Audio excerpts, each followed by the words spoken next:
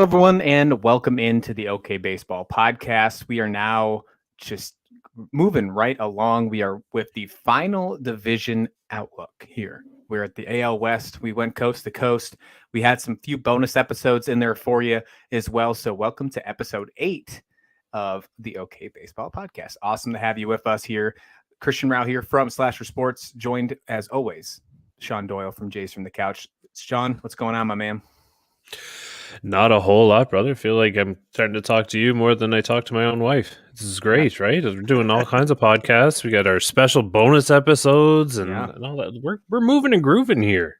Yeah, we absolutely are. If you didn't get a chance to catch those bonus episodes earlier in the week, we did launch 2 of them, each from about 20-25 minutes apiece, talking about the Pablo Lopez trade and the trade for Alberto Mondesi to the Boston Red Sox. Some pretty interesting trades nonetheless. It wasn't worth just waiting to get to Wednesday night and just give them a couple minutes of glory. Really wanted to break down the trades. So if you want and you're interested in a full breakdown, go ahead and head to our podcast page. You can find that wherever you listen to podcasts, or you can continue and look over if you want to see our beautiful faces still on a bonus episode. Check out the YouTube page. While you're there, hit like and subscribe. We always got something to talk about before we get to our theme of the night. And tonight is the AL West, but we don't have any breaking news, if you will, with trades or signs. But we do have an announcement of who made the Hall of Fame for 2023. Scott Rowland, the third baseman, one of the best third basemen, in my opinion. He deserves it. Long overdue. Is the only one to make it on the Baseball Writers of America. 70.1 WAR in his career. 316 home runs, a 281 batting average, just shy of 2,100 hits. Scott Rowland was fantastic. And I'm talking about his offensive production. He might have been even better in defensive with his glove, Sean. I know that you have a love for Rowland. We saw him with Toronto in 2008, 2009, and those 2 years. What's your thoughts on this edition of Scott Rowland going to Cooperstown? I think it's well deserved. I really do. I think when you look back at over the last, number of years, have there been many better third basemen than Scott Rowland? And, you can get into the qualifications for a Hall of Fame or whatever, because I think each generation, each era is going to have a different kind of standard for who should get in, who doesn't. And in the era in which Scott Rowland played, he was a treat to watch. I just wish that I had paid attention a bit sooner, than when JP Ricciardi brought him to Toronto, called him a dirtbag and all that stuff. And I was like, what is he talking about? Plays the baseball the right way? What is that foolishness? Anyway, but man, he was a treat to watch, And not just, I guess how he played, but how he carried himself as well. That professionalism shines through when you look back on the film and all of that stuff. And when you look back on him, all up here in the old memory bank, Scott Rowland holds a special place for me. I love him, and it's about time. Well deserved. Yeah, absolutely. I'm very happy to see his name be enshrined in Cooperstown. We did have a few other players that were just shy of the 75% threshold. Wagner was very close to being another closer, another relief pitcher going into Cooperstown. Helton almost made it in. Gary Sheffield was close. Andrew Jones, 55-ish%. Yeah, that is the one that gets me. And I know that, I'm really happy for Rowland, but I hate the fact that there's, the writers only can decide to pick one player and send it in, and there's an opportunity to pick, I think, 10. I think that there should be a minimum threshold with there. Maybe if you don't have to pick 10, but I think you have to pick at least 5 in your votes to make a more a range out there. I don't know exactly what I want to do with that. Regardless, I think it's bad for the game that they're only letting one player in the Cooperstown on this type of ballot. Obviously, we know that Fred McGriff's going in with the other committee, but yeah, I would love to see Andrew Jones. I'd love to see everyone I just mentioned, Gary Sheffield, Todd Helton, Wagner as well. Gary Sheffield is a guy that when I was a kid, I mimicked his batting stance like no one's business. I mean, that was my backyard baseball batting stance, was the Gary Sheffield batting stance, no doubt. So shaking the bat, right? But Andrew Jones, in my opinion, is the one that was snubbed the most, without question. So I'm interested. What do you think about that? Who do you think was snubbed the most? Yeah, it's a tough call, right? Because on the one hand, you've got you don't want to water down the Hall of Fame. You want it to be special, and only the special and the elite, or whatever you want to call it, get in. But on the other hand, you're snubbing a lot of people. There are a lot of people who deserve to be in the Hall of Fame who aren't. Dave Stieb at the top of my list, Carlos Delgado as well. But obviously, I'm a little biased there. But Andrew Jones is one that I just don't understand. When he was watching him play from afar, like, there aren't too many people who were better than him on both sides of the ball when he played. And that, to me, like, that's a Hall of Famer. That's what you want in there. Obviously you don't want to water it down and, put we're going to talk about him later, but put someone like Brandon Drury in the Hall of Fame. But obviously, when you're talking about the best of their era, Andrew Jones, man, it doesn't get much better than him. It really doesn't. And when you think about those Braves teams, he is right along in that conversation, along with Chipper Jones and those amazing pitching staffs. Yeah, there's no doubt about it. So I'm with you. I think that we need to hear his name before he runs out of eligibility. He is trending in the right direction, just not fast enough, in my opinion. But we'll see what happens moving forward. I don't know. I think that there needs to be some sort of change with the vote. I don't know exactly what it is, but I know there needs to be some sort of change because we're still in an old system where you're going off newspapers and hearsay. Now, because every single writer, every single media member can watch every single game, even on replay. I think that they're using an outdated system. So there's something that needs to change. Not sure what it is, but something needs to change, Sean. Yeah, a flamethrower. Take a flamethrower to the whole process. It's absolutely ridiculous. The whole hype and how, and when you think about it, how is it that a Fred McGriff or Scott Rowland is a Hall of Famer today but wasn't previously? It just makes no sense to me. The whole system needs a flamethrower and start from scratch, if you ask me. Absolutely. All right, well, let's get into what we are here for tonight. The final division in our off-season outlook here, we're going with the AL West. I was actually quite surprised when we started, compiling all our notes together, getting ready for this episode, how exciting 80% of this division is. And I truly mean that. 80% of this division is going to be super exciting this year. I think there's a lot of great storylines, and I think you might be able to put a couple storylines in that other team. I'm sure you can obviously guess what team I'm talking about, and we'll get to them as well. But let's start off with a team who has been in the news for the last couple off seasons, and that's the Texas Rangers. This team has spent crazy amounts of money over the past two off seasons. Obviously only rivaling the New York Mets with the money being spent. There was an opportunity that we were talking about it before when we were doing notes. Did the Rangers actually spend more than the Mets? Once we finally sat down and did the math, no, it was not the case. When you talk about Verlander or Scherzer, they're way ahead. But Corey Seager, $325 million, 175 for Semin, and then now 185 for Jacob deGrom. And that's just their top three. They spent a lot of money for a team that did not make the playoffs last year.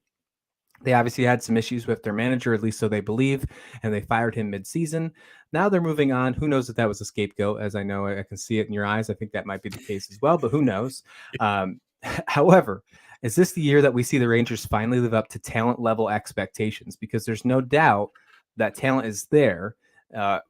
We're in a division that is not the hardest, but yet not the easiest. Is this division where the Rangers can finally get to where they need to be? I mean, they haven't had this good a chance in a long time.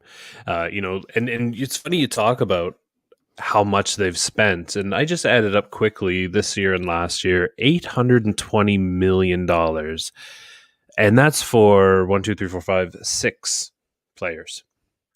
Just adding them up quickly, it's insane to me. And when you put that much commitment into, and we're going to talk about it, but then when you kind of beef up your rotation the way they have, you gotta think they at least think they have a chance, right? It's going to be tough playing in the same division as the near perfect Houston Astros, but they certainly look like they believe they have a shot in one way or another. So maybe it's not a cakewalk for the Astros this year.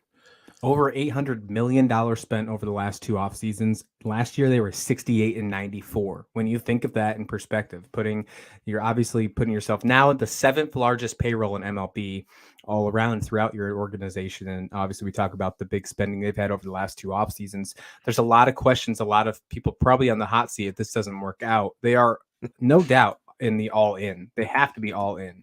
However, when you do look at this team and when you do look at what's next for them, you have to look at this new rotation. Jacob DeGrom, obviously, he's the best pitcher in the league when healthy, Sean. I think that is something that you have to put as an asterisk. I hate to say it, but we saw it with a lot of Mets pitching over the last few years, especially with Jacob DeGrom over the last year, if you will. When he is healthy, he is the best pitcher in the league. End of sentence. I don't know if you can make that comment. I don't think you have an argument for that.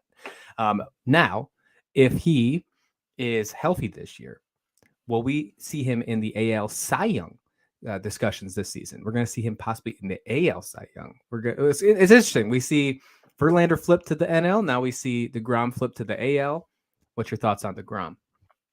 Yeah, I mean, right off the bat, before you even kind of look at who else is in the running, you just pencil his name into, the top five at least in the Cy Young race. And whether or not he can stay healthy, he hasn't pitched 100 innings since 2019, but he was reasonably stable before that, right? So, maybe there's some optimism and some hope. I mean, it's not like he has a Carlos Correa ankle or anything, right? So maybe it'll be just fine. But yeah, I mean, there's no question. I don't know, like we could throw out a whole bunch of superfluous descriptions, but I mean, he is one of the best pitchers in baseball.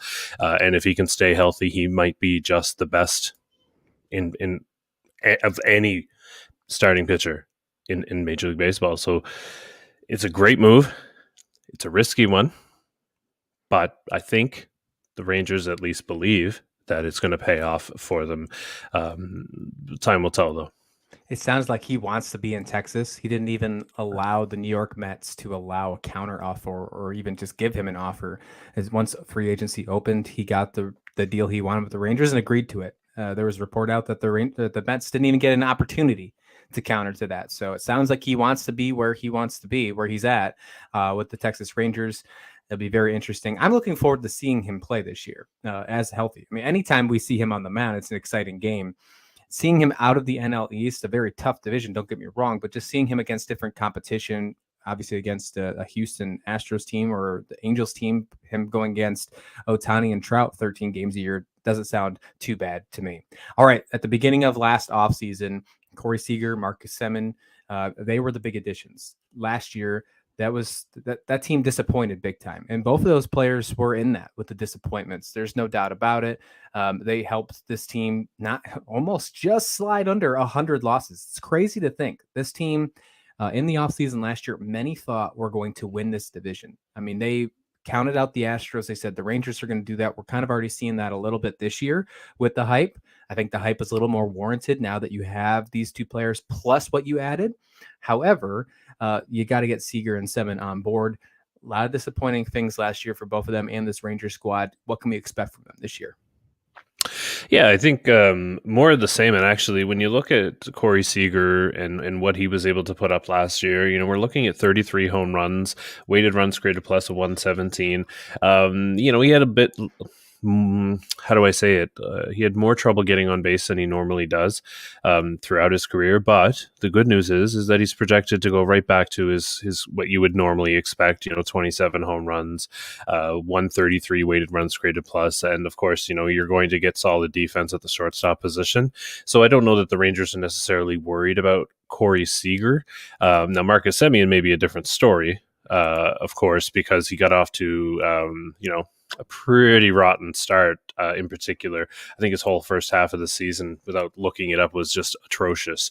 But he managed to kind of salvage it, and finish worth 4 wins above replacement. 107 weighted runs created plus, so above average bat. But for him, I think the expectations shouldn't be as high as Corey Seager, offensively anyway. And then, of course, at second base playing, again, solid defense. They're fine up the middle. I don't know that necessarily the Texas Rangers' fortunes last season had as much to do with these two as we might think. I think the rotation being the first culprit, if you will. As long as they can go back to being just themselves, I think they'll be just fine. 68 and 94 last season was the Texas Rangers. I think this is the easiest question that I'm going to ask you in all of these when we talk over under. So I'm going to add a little bit to the Texas Rangers comment because I think it's an easy answer that they're going to go over. So I think, and I'm sure you think that as well. So what's your thoughts on this? Go ahead and pound in your over under. But I also want to know, will they be able to compete for the top of the AL West? Oh, they're obviously over, and I think they do. I think they do compete for the division because it is going to be, I believe, a 2-horse race anyway between them and the Astros. So if anybody's going to catch Houston, it's Texas, and it'll come down to that revamped starting rotation. Not just DeGrom, but Nate Eovaldi and Andrew Heaney all signed. They traded for Jake Odorizzi. Their starting rotation is good, but it also has depth to it as well, which is something that the Rangers haven't had in a long time. So if Houston's going to be challenged for that division lead, this is the year, and it's going to be the Rangers for sure. Interesting. Well, a team that you did not talk about who will be competing at the top of the AL West, this team that has a huge amount of potential and a lot of questions, is the Los Angeles Angels.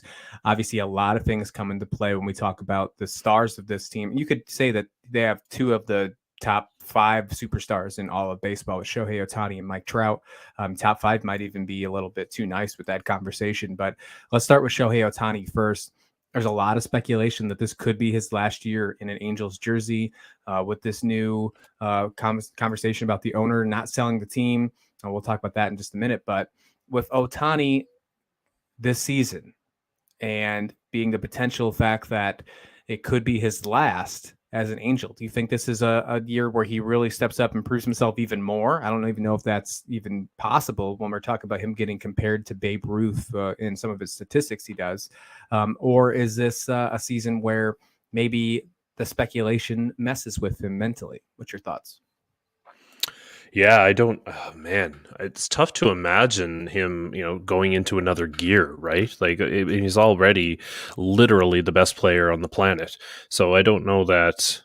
I just can't imagine there being another gear as you enter free agency. But it will be interesting because I actually believe he won't be going to free agency. I think the Angels, if they're smart, would extend him now before the season even starts. It's going to cost, absolutely. But, I mean, we're talking about not only an MVP bat, but a Cy Young pitcher, right? Like in one player. It's just too good to pass up. And if the Angels are smart, they would just lock him up right now, give him whatever he wants, because it'll wreck them if he departs at the end of the season. I mean, maybe they ride him, as best they can. And obviously, I don't think they're not going to try to extend him. I think they would be, foolish not to. So they're going to obviously explore it. But maybe this is the last year, because what would be even better than that is the free agent frenzy in the winter. That is going to be insane, right? So I'm torn, but I would love to see them extend them just for the fans of the team who've watched them kind of squander Mike Trout's the bulk of his career, right? So yeah. Let's talk about Trout in just a second. But I mean, could you imagine if Ohtani goes to free agency, how wild that will be? I mean, remember the craziness of the Harper Machado free agency year.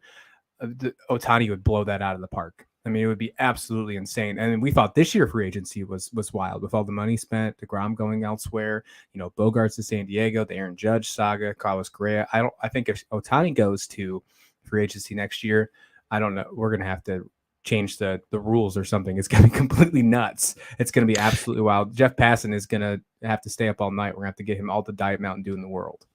So he's going to get, and then where's the bar? What does he get? He's going to see $500 million. Easily, I think. Yeah.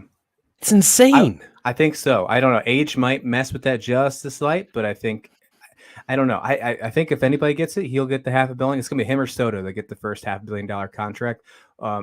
Whether they're going to give him a long enough deal to do so for Ohtani, I think he has a shot. But his AAV will match what a $500 million would look like if it was a long enough contract. That's where I'm going to go with that. But yes, completely agree. All right, let's talk about Mike Trout, who at one point had the biggest contract in MLB history. And I mean, he's had some injuries, and that's obviously what's really hurt this squad. We haven't seen this team make the playoffs in a very long time.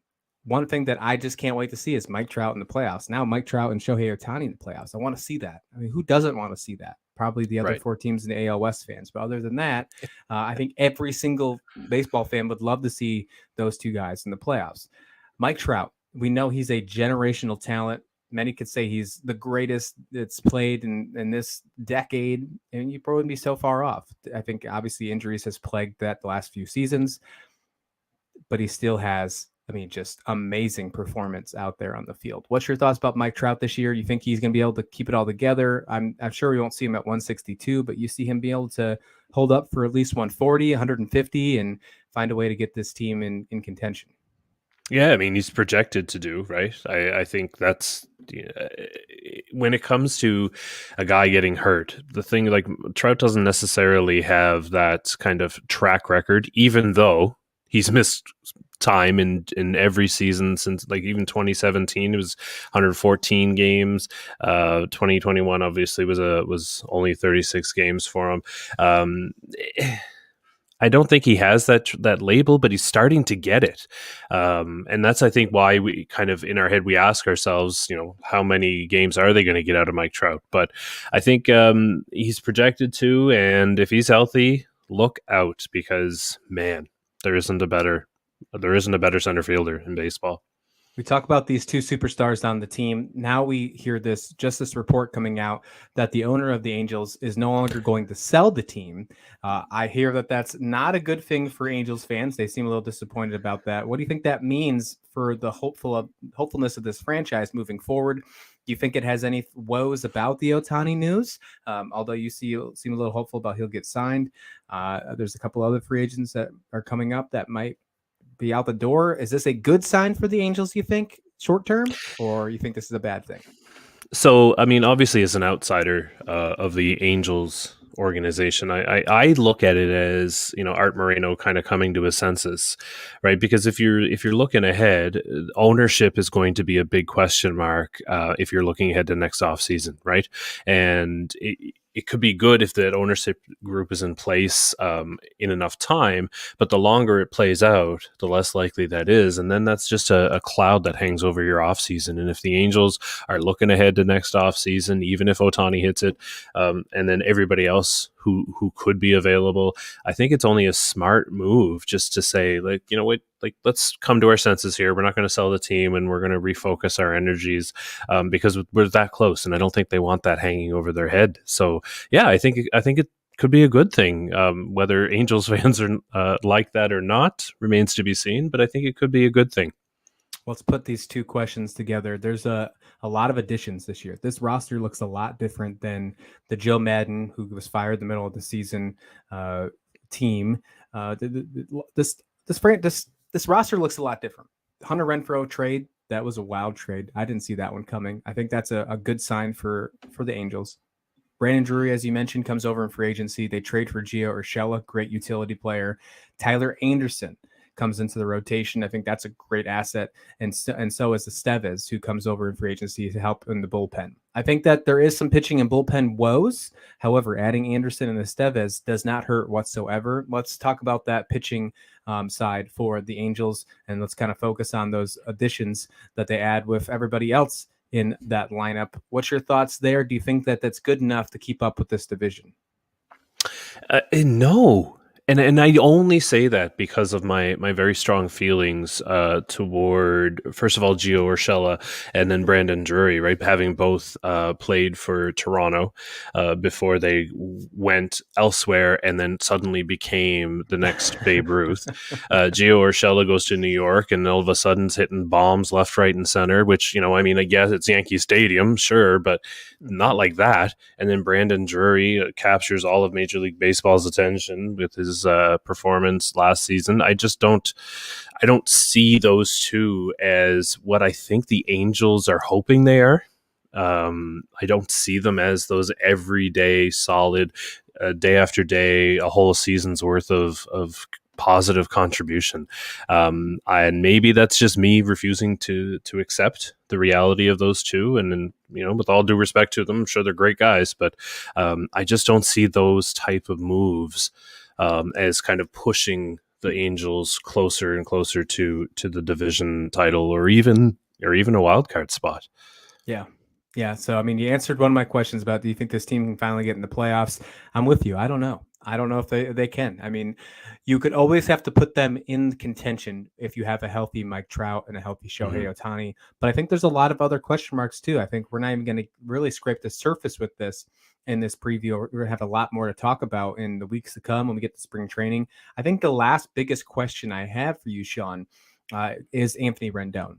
Obviously, what he had in Washington was amazing. I mean, what he did in Washington was outstanding. It got him to get the bag when he went over to Anaheim to get paid and play well. He was great until he got hurt. He flashes signs of the glove and does great defensive things until he gets hurt. With the exception of being healthy, what will it take for him to get back to all-star caliber play? Because you know it's there. You know he has it. Yeah, I think that his overall, like, everything, I guess, just his offense needs to be better, you know, like, or at least it needs to be what they thought it was going to be when he was hitting 25, 34 home runs here, getting on base at almost 400 clip. Like, that's the kind of thing that they were hoping he would be, where last year and even in 2021, he was below league average with the bat, obviously 58 games. But you know, again, we're talking about assuming health. He needs to get back to that full season, first of all, of baseball, but then when he was putting up 140, 150 weighted runs created plus, those are the kind of things that he has to get back to. If the Angels, if he can do that, it's going to give them a much better shot at a wild card spot or even, you know, the division. Yeah, when you talk about these wildcard spots, I got to keep remembering that there's that extra spot because my mindset always just thinks about just the two available. So having that extra one seems like the Angels always come in mind for me. And that comes to this next question with the over-under. 73 and 89 last year. They obviously had a terrible stretch. This was a team that was leading the AL West at one point last year. Remember that? And that kind of all fell apart right before the deadline. They got rid of players, and it was just an awful stretch. They made up for it towards the end of the season. They ended on they won 7 of their last 10 games, but it wasn't enough. 73 wins is what they got last year. Are they going to be over or under in 2023? They'll be over that, but they won't be over 500. All right. I like that. I'm going to take the over as well. And you know what? I think I'll agree with you as well. I think they'll be close to it. I think an 80 win threshold is where I'll see the Angels this coming season. Let's talk about the most interesting team in the AL West, and that is the Oakland Athletics. No, really. I mean, that's just us doing a hard reset because that's exactly what the Oakland Athletics are doing this year.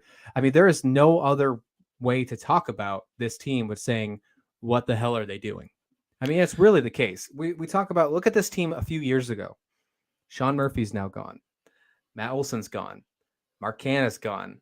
The pitchers, Bassett, Manaea, all gone. I'm sure I'm missing somebody. You know, it's just absolutely insane the amount of assets they've moved on. This seems like something that Oakland always does, though, so it doesn't seem like it's a surprise for fans. Now, I mean, the fans that do show up to the stadium, I applaud you 100% because you can tell that you are some real fans, but we did see last season that there were not many of you there in the stadium. Now, I know that there are some very diehard fans in Oakland. It's one of the last teams, professional sports teams in Oakland, and there's always rumors about will they move to Las Vegas? And I heard that's another rumor still boiling around. But let's talk about this team on the field. Your biggest addition this year just happened at the beginning of this week. Jesus Aguilar, 1-year deal for $3 million as a first baseman. Signing him for $3 million to a already, I mean, honestly, first base isn't really the needs you need. Like, isn't the part that I would be looking for. Again, I'm not really sure what this team is doing. Can you make any sense of it? Because I sure can't. Well, I think if I guess just like you, I'm looking at their roster and trying to figure out what the addition of Aguilar means. But if I kind of squint, maybe I can see some logic where they're trying to keep Brown out in the outfield, and they need a placeholder for when Soderstrom is ready to go, because that guy's going to be a beast. At first base. Maybe he probably won't be sticking at catcher, so maybe that's the play here. Just buy some time at first base and let Brown focus on being out in the outfield. I don't know, man. I'm at a loss, just like you are. This team is, I don't know what they're going to do. It's going to be a really painful season to watch because they do have some major league talent, but the major league talent that they do have, it's kind of average-ish. And you look at, I was actually looking around for signs of positivity today, and Soderstrom is one, and Echeverry Ruiz is another. I can't wait to watch him fly around the bases. But even, all of their kind of starting rotation, even the guys who are like getting their shot at the big leagues, they're older, right? And so I don't know. It's an odd rebuild if that's what's happening. What I really hope is is just a constant cycling of farm players and then have them reach some kind of success and then trade them off again. And that's a tough cycle for fans to be stuck in. So I really hope that's not what we're witnessing, but it's starting to feel that way. I feel like that's exactly what we're in right now. It just decides it's just to see when we decide to get off the ride. Like, when is that going to happen? Yeah. As I mentioned before, all those players that are now out of Oakland, what's next? I know that the next player on that list, if somebody was going to go, would be Ramon Laureano, but there's speculation saying that he is not going to get moved. I guess there was a report that went out this offseason that the Twins, surprise, surprise, because they've been absolutely just going crazy with trades so far this offseason, reached out and tried to make a trade for Laureano. And it seemed, according to them, that he was not tradable. They were not willing to move Laureano. So I'm not sure if that's a positive light for Oakland, or if that's what are you doing? Why aren't you moving him? We're already moving down to the bolt and nail. Let's just redo this whole thing. What I will say about Laureano is I think there is some worries about him with the shift restriction. If you look at his WOBA with the shift, it's not very good. So when you look at that, if you want to go ahead and play that card, maybe it's not a bad idea to move him, but you need someone to root for. And obviously that might be the guy that they got to keep on the roster. If I had to put some excitement onto this, my excitement would go to who they got in the Matt Olson trade. And that's Shea Langeliers. He made his MLB debut last year. He's only 25 years old. I think he has an opportunity to, at least we can see what he can do. He didn't do too great last season in his coming up season. Only had a 218 average, 6 home runs, and only 142 at bats. But it was his first time up, right? Nothing too crazy. A 691 OPS. So I'm looking forward to him. And one last thing about the players on this squad, Christian Pache. I think we got to talk about him a little bit. And he comes over also in that Braves trade. But this is a make or break year for him. And it could even be a make or break spring training for him, Sean. He had an awful year last year. You look at his numbers, not good at all, but he has no options left. And that is huge because, a lot of Atlanta players will come over. They'll already get their options used and be traded. And then the team that trades for him is already in between a rock and a hard spot. That's the same thing with Christian Pache. So if he plays well in spring, maybe they'll find a spot for him. Maybe that's when they will decide to move Laureano. Maybe that's the case. Look at me trying to make sense together. I'm trying to put the pins and move them around, right? But last season, he had a 166 batting average, only a 459 OPS, 3 home runs, 18 RBIs, only 2 stolen bases. It was just not a good season at all for him. Not at all. So he's going to have a huge spring training. I still think there's upside in Pache. I do. He's still young enough, only 24 years old, But if it's between him and Laureano and a couple of those other outfielders out there, Seth Brown and company, right now you're talking about Pache maybe being the fifth, sixth outfielder. He's probably going to be cleared for waivers or maybe be sent on a trade. So just keep a lookout for that. What do you think about the rest of this Oakland squad? Yeah, Pache's an interesting guy. It'll be because he had all the hype that you want to see in a young guy coming up, right? And then you're right; he may not be long for this roster, and maybe somebody picks him up, hoping. But in all honesty, you would expect a team like Oakland to pick him up on the wire, just because they need to fill a roster spot, and I think that's what his value is. I think that if for somebody who needs a long leash, I think Oakland is the great place for him. But as you said, he may find himself bumped out once Ruiz is ready. So it might just be a make or break. But the good thing is that he's on a young team where they don't really, it's a time for guys to just play the game, right? Play the game and do the best you can do, and just hope somebody else notices so that they can call Oakland and say, hey, how about Pache? Let's swing a deal here. Yeah, I think this team will be interesting. I mean, I will still enjoy to watch some of the Oakland games because I'm going to want to see some of these young guys play and see what exactly they can do. Because there is a strong possibility that maybe 2 years later they'll be on another team, maybe in pinstripes. That just seems to be the case. It seems like they've been the Yankees farm club for quite some time. Speaking of the Yankees, they did make a trade last year, and they did trade over Ken Waldenchuk to the Oakland Athletics. I think he is the most impressive pitcher with highest upside of the Oakland A's. I'm excited to watch him pitch a little more. He came up last year in 7 games, went 2-for-2 record, was a sub 5 ERA, nothing crazy, but in 34 innings pitched had 33 strikeouts. That's a pretty good ratio for a rookie. I'll take a 1-for-1 on that. Had only a 1.2 whip. Not too bad, especially when you're looking at what you probably had behind you defensively. Not too bad. And I'll go ahead and take that. I'm looking to see if he has a more impressive season. I mean, this guy is a fun player to watch. He's a unit, 6'4", 220. So I'm really excited to see him. You get a chance to watch Waldenchuk at all? Actually, no, but everything. I guess I've kind of been following, here and there for a while now. And I'm excited that he's going to get a chance to play in Oakland because they don't have anybody else anyway. And he's not a free agent until 2029, so he could foreseeably be in their rotation for the next few years. He's not even eligible for arbitration until 2026. So he's going to have lots of room to breathe in Oakland, and every chance in the world to be successful at the major league level. So I think this is going to be a really good thing for him, in particular. The Oakland A's, I mean, they're not necessarily going anywhere, but for the player himself, for the individual, I think this is a great opportunity for him. Who will represent Oakland at the All-Star game this year? Oh, wow. Will it be Paul Blackburn right. again? It'll probably be a pitcher, but you know what? I'm going to go ahead and say, just kind of throw a curveball here. You know what? I'm going to go ahead and say AJ Puck. Nice. Just completely random, but you know what? I like the arm, and I've liked it for a while. If he can put it all together, I think he's going to be a great bullpen piece for them. So I'm going to go with him.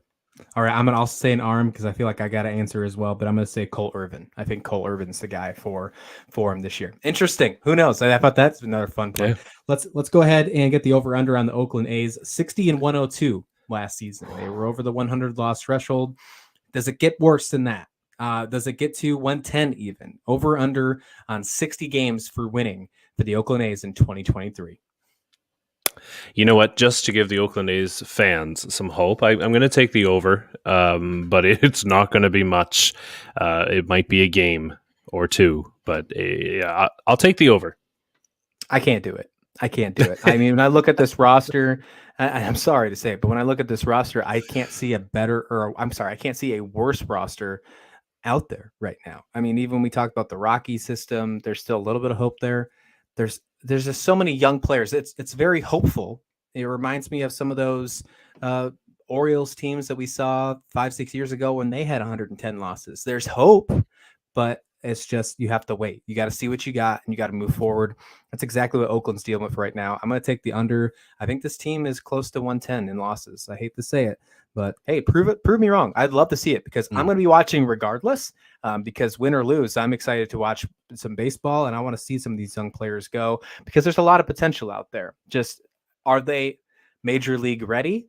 Not yet. They're going to have to probably be shocked and awed right off the bat, but who knows? But Obviously, you know the what, first 2 too? years. Go ahead. I think we got to kind of like also put a nod or our attention to the front office, because this feels like a perpetual limbo, if you will, of like, what are you moving toward? Where are you going? What is the plan here? And maybe it's they're so distracted by, you know, stadium issues or relocation issues. I don't know, but what are they doing? Because if this is the, you know, a rebuild, like even the Pirates are rebuilding better at this point. So that's my big question. And you feel bad for the players, right? Because, you know, they're going to go out there and they're going to give it everything they've got, and they want a job too, right? So I think the front office has to take a real hard look in the mirror here and figure out what the plan is moving forward. I love that I'm wearing this shirt because it feels like the front office is playing a sequel to Major League, where they're saying if we finish last in the league, we can relocate and move out of Cleveland. So I don't know. I feel like that just maybe they need to go ahead and put a picture, a cardboard stand-up picture of their owner in the locker room, and go ahead and put the sticky notes on. Whatever you got to do, make it happen. Every time you win a game, you can pull a sticky up. I don't know if that's a good idea, though. I don't know if that's the case. But yeah, maybe they're just trying to play a sequel of Major League. Who knows? Oakland A's, I still got you under for a win total in 2023. Sorry, but I think you're going to be a pretty bad team this coming season. Let's talk about a team who is, in my opinion, has some of the most upside in all of baseball, and that's the Seattle Mariners. And some of that upside right off the bat is pointed at Ken Griffey Jr., Julio Rodriguez, right? I mean, obviously, he is the best player that we're seeing on this Mariners squad since Griffey Jr. I mean, he's getting the love like Griffey Jr. It's exactly what they need. I mean, obviously, Ichiro moves on. They get a guy like Julio, and he is just loved by the Mariners, and rightfully so. What he did last year was absolutely incredible. As much as I wanted Adley Rutschman to win the Rookie of the Year, Julio Rodriguez deserved it in every way, shape, or form. What's your thoughts on Julio Rodriguez in year 2? Do we see a sophomore slump, or do we see just the same kind of success that we saw in 2022? It's tough to imagine him being even better. At 22 years old, like, this is insane. Like, the 22 years old, the guy just turned 22 at the end of December. So in his age 22 season, he's actually projected to have a slightly better season than he did last year. Think about that. Just a tick more home runs. The weighted runs created plus, not as high, but overall, the numbers are expected to be there. You know, another 30 home run, 25 stolen base season. You know, another 6-win season for a 22-year-old. Ho hum, right? Like, this is a very special talent that they've got there. So just expect more of the same. If this, you know. Because what we saw, right, was that he was able to do it not just in a little flash, right? Like, he was up he wasn't a late season addition or anything like that. He got himself into 132 games. So I think we have enough to say this kid's legit, and look out, because he's going to be fun. Do you think it's safe to put him in the argument about the level of hype and the level of possible success that he is now at this age compared to what we saw with Soto just a few years ago? Do you think that's a fair assessment? If anybody is that close, it's this guy. I don't know that I would necessarily suggest that they're kind of apples to apples, but they're very, very close. You know, like, this is a guy who has a chance to be a perennial MVP. So I don't hate the comparison. I'm just not convinced that it's exactly one for one. Right. Yeah. Agree. Absolutely agree. There's also some movements for the Mariners this year. Last year, they ended the playoff drought, one of the biggest playoff droughts in all of professional sports. But they ended the drought. Finally ended last season. Teoscar Hernandez gets traded over from the Toronto Blue Jays over to the Seattle Mariners. Colton Wong also gets traded over, and they sign AJ Pollock, which is a pretty interesting signing as well. They did need an extra bat in there. Adding those three guys into the lineup now, and it seems like all three of those will be, for the majority of it, maybe Pollock a little less, but the majority, all these players will be everyday players. What's your thoughts on this lineup now compared to what we saw last year with a team like with Mitch Haniger and et cetera? Yeah, I think that Teoscar is an upgrade over Haniger, and I think he's an upgrade that they can get jiggy with. I think that's going to be it's going to prove to be, let me try and find my words here. It's going to prove to be a very smart trade for them because they had bullpen pieces to spare anyway. So I think that's going to be a really good pickup. I like Wong. I've always liked Colton Wong, his defense at second base, but he also brings a speed element to their lineup as well. And of course, AJ Pollock is another kind of DH bat that will give them, kind of a more complete lineup. Not necessarily, he's not going to like challenge for a batting title or anything like that, but he's just going to kind of help kind of lengthen that lineup, which is, I think, only going to serve them well as they're trying to build on that success that they had last year. Yeah, they had some great success last year. We saw them with 90 wins in the division. I'll get your over-under in just a second. But first, I want to talk about this rotation. At the trade deadline last year, they went and got Luis Castillo from the Cincinnati Reds. Now we're going to see him with his full first season with the Mariners as potentially, and I think that there's no doubt about it, I think you can call him the Mariners ace. What do you think about this rotation? I think there's a lot of upside with it, if you will, especially with him leading the charge. But what do you think about this? And let me go back to a question I asked earlier about a different team. Can this rotation run with the best in the AL West? This rotation actually can. This is a solid rotation. Luis Castillo, Robbie Ray is a great one too. And then, of course, Logan Gilbert and George Kirby is going to be a very fascinating young man. And, tabbed to be the fifth starter. But I think that he's not. He doesn't look to be a fifth starter. He's going to be one to keep your eye on. And I think he'll be the difference maker when you look at the rotation overall, because I think you know what you're going to get. Marco Gonzalez is about as consistent year to year as, you know what you're going to get out of him. So I think George Kirby will be the one that'll put this rotation over the top. The rest are solid to dependable, but George Kirby's going to be the difference maker, Yeah, I think. Really like George Kirby as well. I'm excited to see him play. I mean, you took a couple of my notes for me about George Kirby, but that's okay. We've been firing the same cylinder. I mean, we're on the 8th episode. We're doing good. We're already finishing each other's sandwiches, so we're fantastic on that one. All right, the playoff drought ended last season for the Mariners, as I mentioned before. Are they ready for the next step? Now that the drought is over, we don't have to think about just making the playoffs. Now they can think about making that next step moving forward. This is a tough division still. We obviously know that the Houston Astros are still the team to beat. They won the World Series last year. We're going to get the Astros in just a second.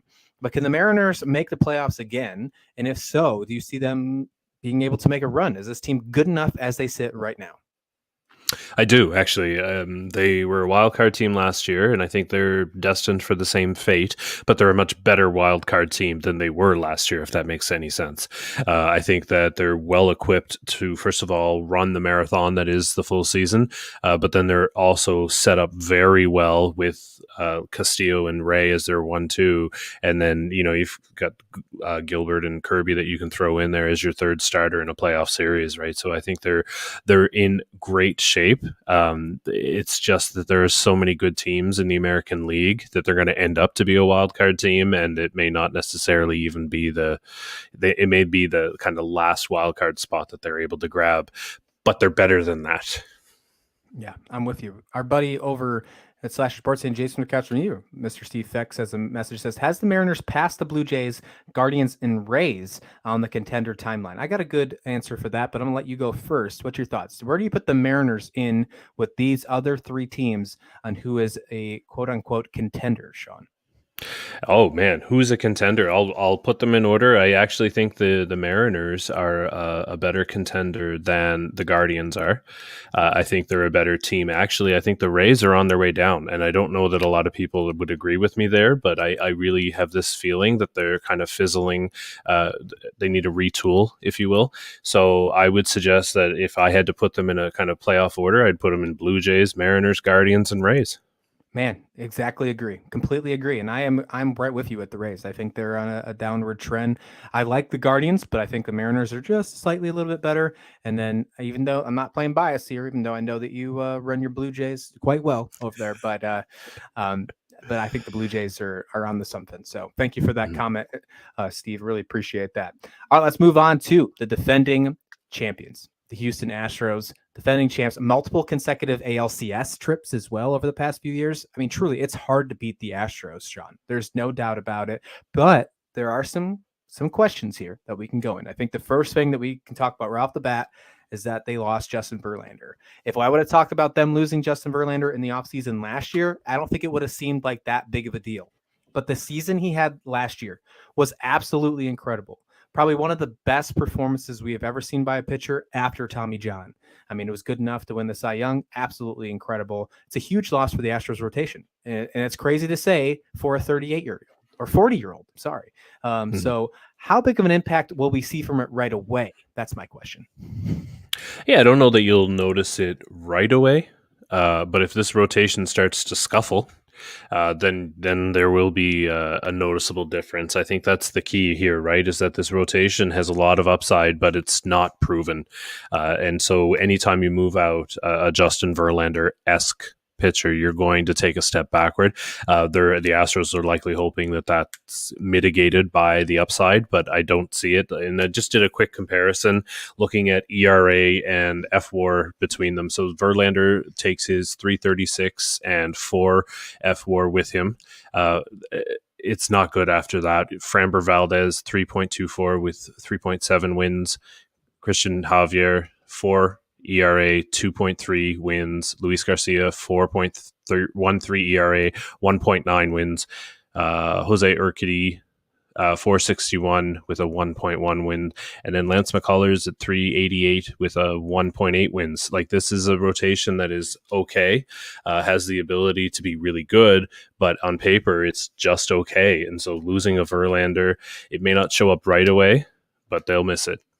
Yeah, I think so too. And I'm not just saying that as Justin Verlander being a graduate from Old Dominion University, even though that is something that I hold near and dear to my heart. But Justin Verlander is going to be really missed. But I do think that rotation will be good. I think that you can't count out Houston at any point this season, even if the rotation falters just a little bit. I do think that they're going to see a little bit of impact early in the season. Hopefully they can figure it out in spring training, get the right answers. But even so, I think they might find a little bit of woes early, but they'll figure it out. We've seen them be able to regroup and do great things with this squad. They did add some really interesting pieces in free agency. Let's start with Jose Abreu. I think that's probably the biggest addition for Houston. There was a glaring need at first base last season. It's finally been met, in my opinion. How will Jose do without being the face of the franchise? For years, he was the face of the Chicago White Sox. He's not going to have to be that guy in Houston. That's Jose Altuve. That's Alex Bregman. I mean, honestly, that's just, he's not in that order at all. He's not going to have to worry about doing that for the city of Houston.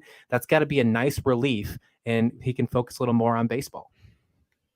Yeah, he doesn't have to wear a paper bag to work, knowing that he was working for the White Sox. I think it's great. No, but in all seriousness, I think he gets a chance to kind of just play, at this point in his career. He gets to just come in, play the game, put up his numbers, his rather nice numbers, let's be clear. But at 35 years old, he can just come in, go to work, and not have to worry about anything else other than just go and do my job because everybody else will take the attention. But when he does his job, I think he completes this offense in a way that is actually very scary for their opponents. So this was one of probably the best moves of the offseason, is them picking up Jose Abreu. And there was a lot of moves made this offseason, but I think this will kind of prove to be one of the best, but certainly the most underrated, because he may not even get noticed in that lineup. Which is wild because we're talking about a former American League MVP, and then we're saying how he might not even be noticed in this lineup. That's how great this lineup is. Yeah. One of the players that is really great, and he's just starting to be noticed, I think, over the last 2 years for sure.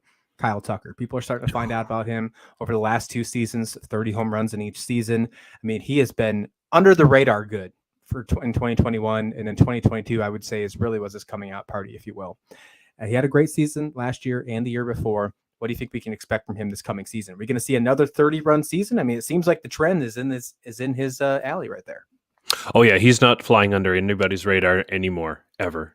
He's here, and in all honesty, the projections are actually expected for a little bit more than what we saw last year, which is just kind of crazy to think about it. But his projections are 33 home runs, 20 stolen bases, weighted runs created plus of 148, 5 wins above replacement, OPS of 880. Like, this kid is, man, no longer under the radar, and Kyle Tucker has all the talent in the world, and I think those projections may prove actually to be a little light.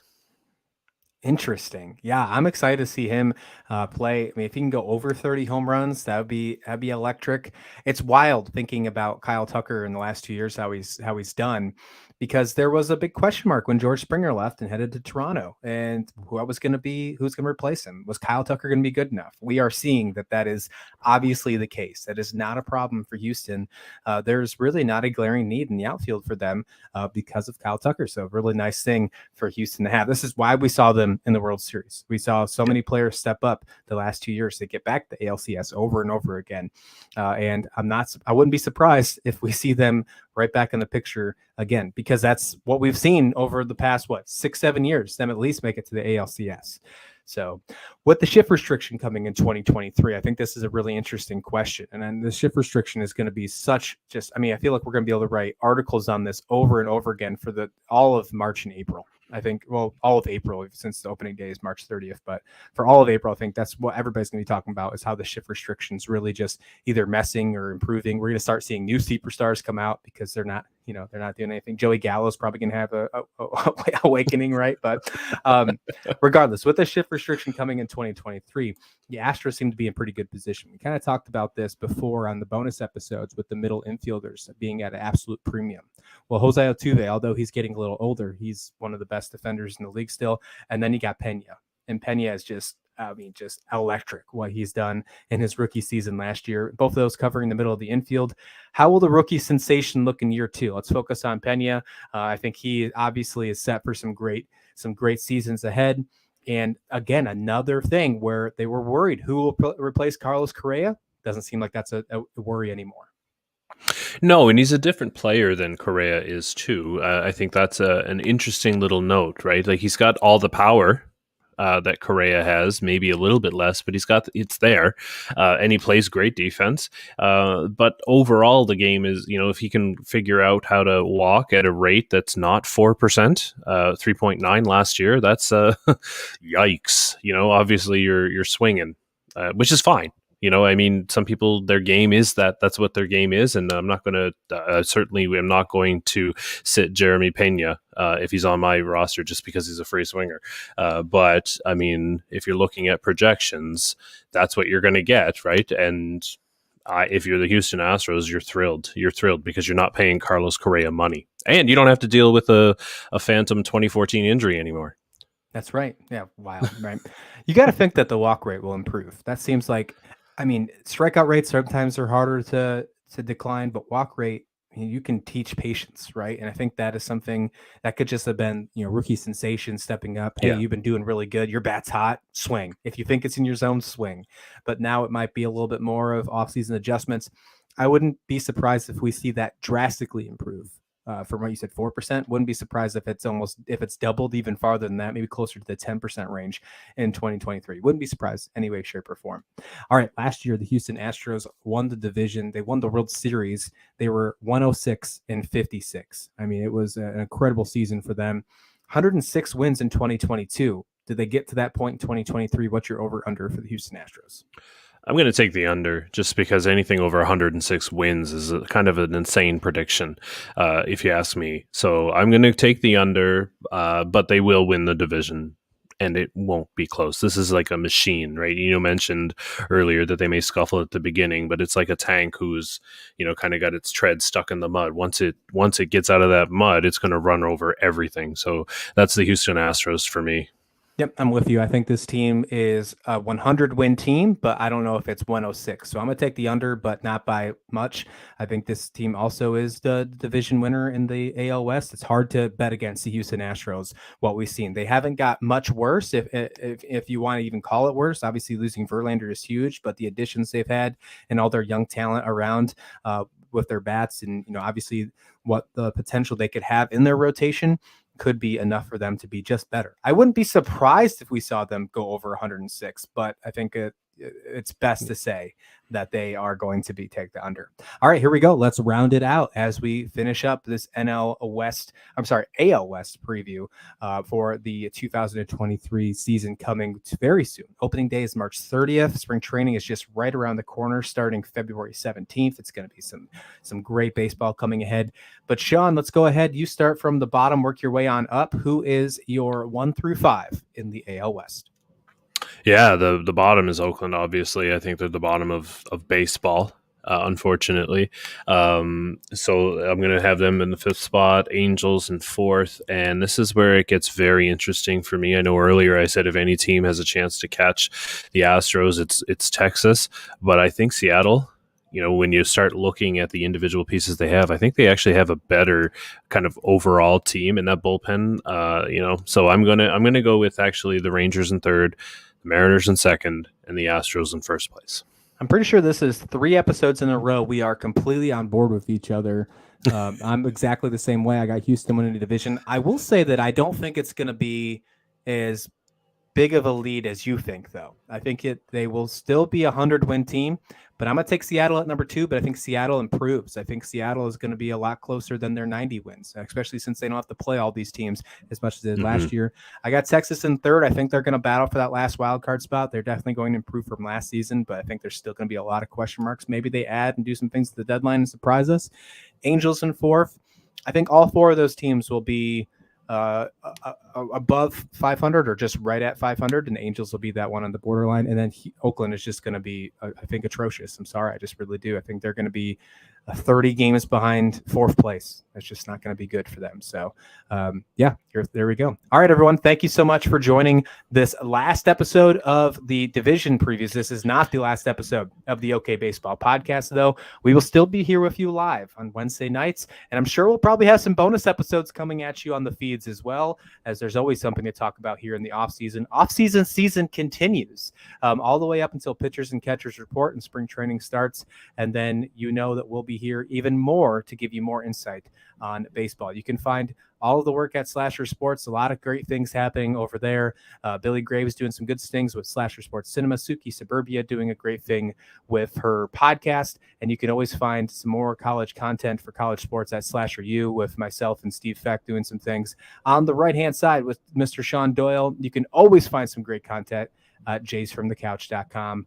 And if you need your Blue Jays fix, go ahead and get that. And we're going to have to get a little bit of Blue Jays content on this page, but most of this stuff will be going over at Jays from the Couch. Sean, this was a great episode. We finally finished all the divisions. After this episode comes out, we'll have all 30 teams on our YouTube page. So if you are an MLB fan, hit up our YouTube page, hit like, subscribe. We're already seeing some great numbers over there. We've only just been a few weeks old, so thank you so much. We're almost to 100 subscribers already, so thank you.